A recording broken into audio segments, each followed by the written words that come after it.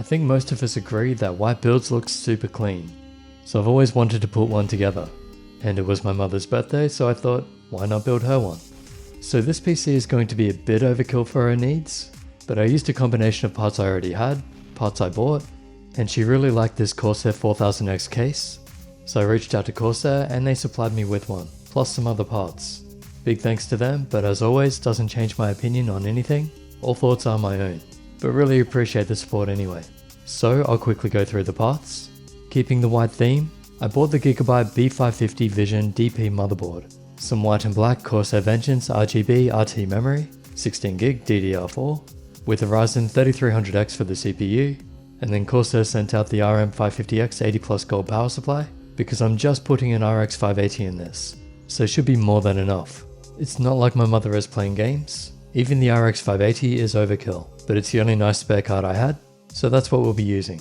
And lastly, again with the white theme, I asked Corsair if they could send out an iCUE H100i Elite Capellix. Plus I figured it would match the case. Okay, those are the parts. This is how I built it. I won't explain every detail, there are plenty of good guides on YouTube already. The last time I built a PC, people said they wanted to see the process. I'm not an expert, but this is how it goes with me. And I'll try to explain any issues and tips along the way. First, install the CPU. Not a fan of just the lever design. I prefer something more solid. Then installing the RAM, all very basic. And then get ready to put the motherboard into the case. A point of interest for me is how the panels actually come off. I'm definitely a big fan of hinges, but even though this doesn't have them, it was actually pretty decent. It's good to see they're actually improving this sort of thing. Really didn't like those thumb screws on the tempered glass from back in the day. You just unscrew the back and then the sides pop out. And just in case you're wondering, the I/O panel just rests up against the back. Speaking of, it has a few USB ports, couple of Type-C. I'm using the top two for wireless mouse and keyboard. I really like having more USB ports, but for what this PC is going to do,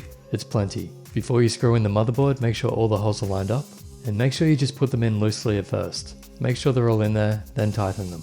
And on top of this board, you have this little bit of plastic. You're gonna have to pull the downward part toward the back, and then lift it up, kind of like Lego. And you need to remove that to plug in some cables and get to the screw. So don't put that back on yet. I put a spare RGB fan on the back. Next, installing the PSU. Now notice I didn't take out the hard drive bay. I recommend you do. You will need that room later, so you might as well do it before installing the power supply. Next to the cooler, this is what's in the box. I did this wrong as well. You should definitely plug everything into the motherboard before connecting the cooler, because it's going to be too hard to get to some spots with the cooler in the way. Anyway, once you do want to install it, it's simple enough, and there's plenty of room, but again, install it later. Don't do this with the same process that I did. Moving on, the fans, cables toward the back and fed through the case of course, and tighten but not to the point you bend the plastic. And you see, now I have to try to get the cables in there, not a good idea. So yeah, do it before you install the cooler. I was too lazy to take it out again, so we're moving forward. Speaking of cables though, I like this little panel that hides a lot of the mess. Keeps the case looking nice and tidy, while still giving plenty of room. The last cases I've worked with just had those rubber flaps, so I definitely like this improvement. Next, SATA cable for the SSD, and then applying the cooler to the CPU. Definitely prefer Intel design, but eventually got this one on. By the way, you can take off the cooler logo plate and replace it with another one, which is good because I had to get behind there to remove some silicone or something. And now this is where I take out the hard drive bay. Definitely should have done this earlier, because to get enough room to plug in the cables, you're going to want it out of the way. I really don't like bending cables, so despite maybe more hindered airflow, I'm moving the bay toward the front of the case. They give you an extra spot there. The case comes with an RGB controller, but I'm going to plug them all into this one instead. Also quick note, this controller that comes with the cooler, it has onboard memory, so once you set up the fans inside the software, you can uninstall it. The reason that's important is because if you're a Linux user, you can just load up VMware, install Corsair software and Windows in there. Of course you have to enable all the USB devices, set the fans and the lighting, and then it should remember everything you've done even after you reset the computer.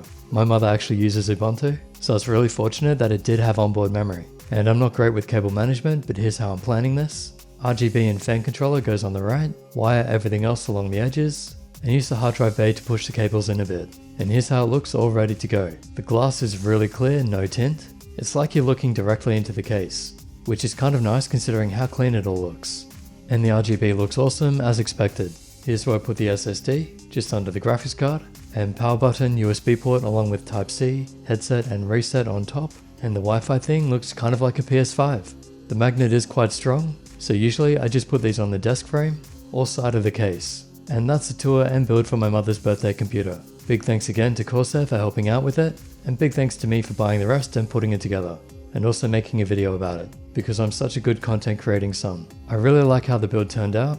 Now I kind of want to build a beast-wide PC for me, maybe in a couple of generations, when I can actually justify building a new one. So I hope you enjoyed that. Use your links below, subscribe, like and share this video, and I'll catch you in the next.